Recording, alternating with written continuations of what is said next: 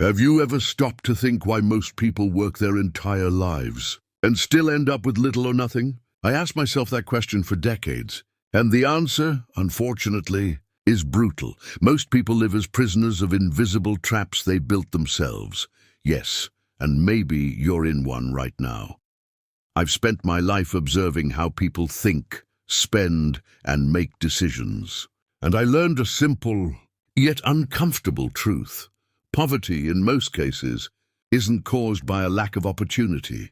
It's caused by a lack of clarity. I remember a scene as clear as day. Warren Buffett and I sitting in the office in Omaha, drinking Coca-Cola and reviewing company reports, while most people were searching for the next big investment. We were focused on avoiding the next big mistake, and that's precisely where the middle class stumbles, trying to get rich by chasing promises while sinking into their own emotional decisions. The financial traps of the middle class aren't just numbers on a spreadsheet. They're habits, beliefs, and illusions.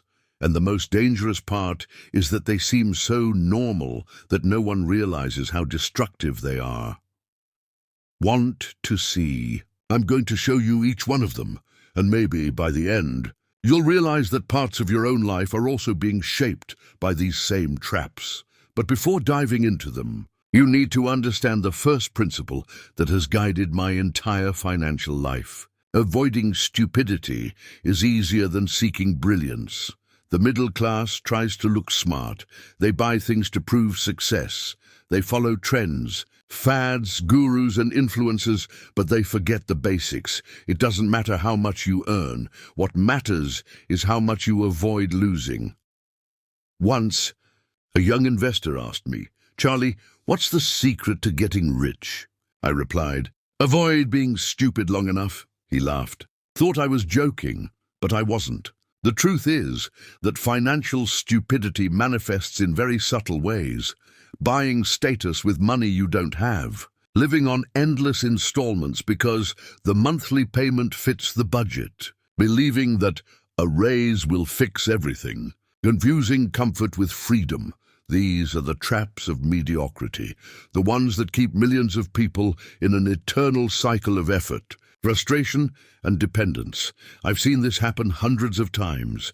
Brilliant men and women with good jobs, good intentions, but no understanding of leverage, no emergency fund, and minds completely trained to spend everything they earn. The middle class lives as if money were an enemy to be defeated, not a soldier to be trained. I want you to imagine something. You're on a treadmill. It moves slowly, but it never stops. And no matter how fast you run, the scenery doesn't change. That's the perfect portrait of the financial life of someone who doesn't understand the money game. And do you know what's worse? The system is designed for that. Advertising, easy credit, social media, consumption patterns. Everything is made so you'll spend, get into debt, and go back to work believing that next time there'll be money left over. But there isn't. There never is. And that's why I decided to talk about this, because if you want to get off that treadmill, you first need to see the traps, and I'll show them one by one, starting with the most subtle of all, the illusion of comfort. Let me tell you something few people understand. Comfort is one of the most dangerous enemies of wealth. I learned this by observing entire generations of the American middle class. Smart, educated, hard-working people. But for some reason, always living paycheck to paycheck. Why? Because they confused comfort with security. They believed that having a nice house, a new car, and a stable job meant they were financially fine. But all that is just the appearance of stability. True security, the kind that lets you sleep peacefully at night, comes from something else. Freedom of choice. I remember a couple I met in the 1990s. They earned good money, they had 2 cars, a financed house and a comfortable lifestyle, but they were always worried. Any setback, illness, job loss, unexpected expense could bring everything crashing down. One day, the husband said to me, "Charlie, we're living well. We have everything we need." I looked at him and replied, "No, you have everything you want. But nothing you need. They went silent. Comfort is addictive. It makes you believe you're progressing when, in reality, you're just settling into a golden prison, and that's exactly where the trap lies. The middle class isn't a slave to the boss. It's a slave to its own lifestyle. You work for comfort, finance comfort, display comfort, and without realizing it, you sell your freedom in soft monthly installments. Want a simple example? Most people who buy a new car don't do it because they need one. They do it because they want to feel like they're winning. They want the scent of success, even if the price is debt, and the system knows it. That's why advertising doesn't sell you cars. It sells you status. It doesn't sell you a house. It sells you belonging. It doesn't sell you credit. It sells you hope. But the comfort that traps you is the same one that prevents your growth, because growth demands discomfort. It requires learning, failing, investing, waiting, and the middle class hates waiting. It wants pleasure now and pays the price later. The intelligent investor does the opposite, accepts discomfort now to enjoy permanent comfort later. Warren and I lived this for years. We led simple lives, not because we were stingy, but because we understood the value of independence. When everyone wanted to show success, we wanted to build wealth. And there's a huge difference between the two. Showing success is spending. Building success is accumulating. One is noise. The other is results. So, if you want to escape this first trap, you must ask yourself a brutal question. Does the comfort I have today bring me closer to freedom or further away from it? If the answer is further away, then you already know what you need to do, but most people won't. Do you know why? Because they fall into the second trap, the most common, the most disguised, and perhaps the most dangerous of all, the trap of emotional debt. Do you think debt is just a matter of numbers? It's not. Most debt is born from uncontrolled emotions, not from miscalculated spreadsheets. The problem isn't the credit card, it's the mind holding it. I've always said, the greatest enemy of the investor looks back at you in the mirror every morning, and this applies to anyone in the middle class. When fear and desire begin to guide your decisions, the result is always the same: debt. The middle class doesn't get into debt because it wants to, but because it needs to feel like it's keeping up with everyone else. They buy to fit in, spend to be accepted, and finance to avoid feeling inferior. But let me tell you something that may sting a bit. The price of social approval is your financial freedom. Remember a man I met at a conference in Los Angeles. He proudly told me he had just received a new premium credit card with a high limit and exclusive benefits. He spoke of it as if it were a trophy. But the following week, he sent me a letter, in debt, stressed, and not knowing how to get out of the hole. He had fallen into the most modern trap of civilization: credit disguised as achievement. Companies long ago realized that people don't buy products, they buy feelings. That's why the system offers credit not as a tool, but as an illusion of power. It makes you feel important for a few seconds and charges you interest for years. And what impresses me the most is how the middle class has learned to justify its own slavery.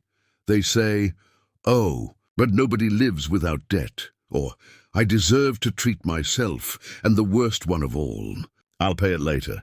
These phrases are like emotional anesthetics.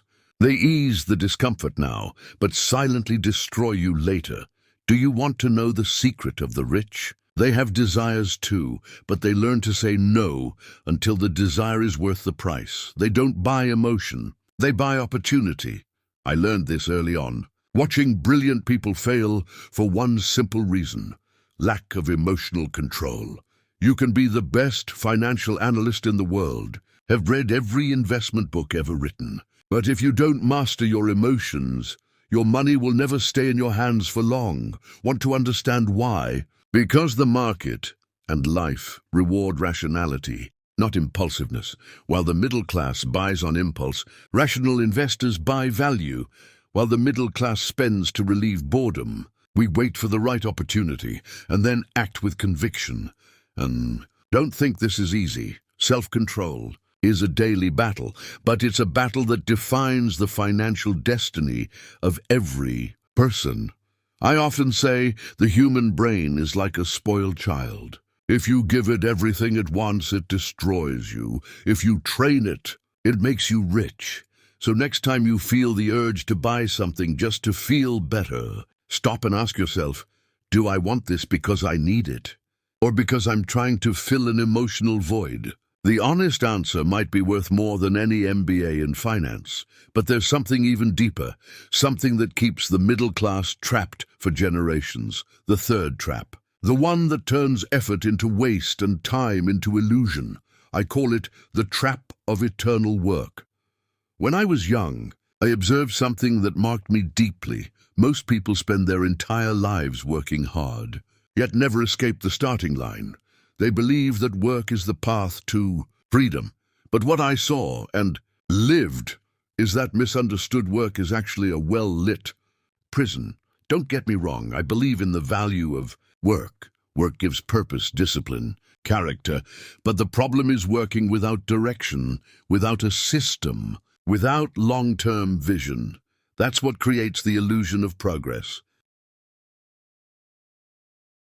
The middle class has been trained to think success means having a stable job, a fixed salary, and a predictable routine. But too much stability without leverage is like being stuck in quicksand. You move, but you don't advance. I've seen this for decades. Brilliant, capable, honest people dedicating 40 years to a job and reaching old age with little more than memories and debts. And the most tragic part, society applauds this silent slavery.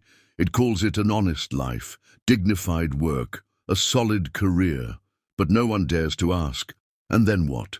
After the paycheck, after the routine, after the bills, what's left? When your time runs out, you realize that the money you earned didn't buy freedom, it bought dependence, and the difference between the two is colossal. Freedom is when money works for you, dependence is when you work for money, and here's the truth few are willing to accept. The middle class doesn't really want to become rich.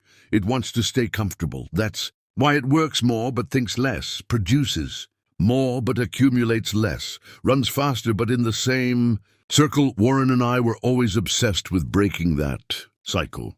While others looked for good jobs, we looked for assets. While others counted hours, we counted compound interest. And that's exactly where the game changes. Work is inevitable at the beginning, but if, after years, your money still depends on your time, then you're not growing, you're just surviving. I like to say there are two types of people in the world. Those who sell time and those who buy time. The first are never free, the second always have options, and what separates one from the other? Mindset. While the middle class works to pay bills, the investor works to buy assets. While the middle class asks, how much do I earn? The investor asks, how much does this earn without me? That difference in thinking is what creates the gaps the world calls inequality. But the truth is, inequality begins in the mind, not in the wallet. The eternal worker believes wealth comes from effort. The investor knows it comes from strategy. And there's nothing sadder than seeing someone reach 60 only to realize they've spent their life trading time, the most precious asset in the universe, for a paycheck that disappears at the end of the month. But don't blame yourself if you see your reflection in this picture. The system was designed for that. It trained you to be efficient, not free, to be productive, not independent. And that's why the next trap is even more insidious. It doesn't strike the pocket, but the mind. The fourth trap is the one that destroys dreams before they even begin. The trap of financial ignorance.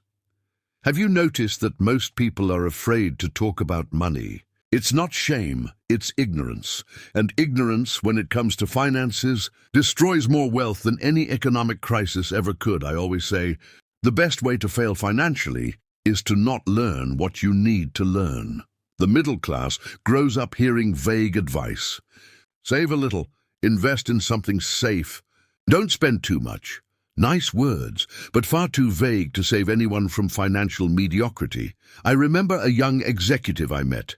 He was 35, earned good money, bought an apartment and a car, but he didn't understand the basics: compound interest, diversification, risk, and leverage. When the economy shifted, he lost almost everything he had built, and he was convinced he was doing everything right. This happens because most people confuse activity with progress. You can work, save, spend, but if you don't study the game of money, you're playing blind. I spent decades studying human behavior and finance. I learned that the market, as cruel as it may seem, is not unfair. It simply punishes ignorance, and ignorance is not a life sentence. It's a choice. The choice not to learn, not to question, not to think critically. Financial ignorance creates silent traps, interest payments that erode your wealth without you realizing it, investments that seem profitable but are undermined by hidden risks, the belief that money is only meant to be spent, not to generate more money. I like to use a simple metaphor. Imagine that every financial decision is a small seed. If you don't understand cultivation, it doesn't matter how good the seed is, it will die before it grows. Ignorance is the barren soil where financial dreams wither.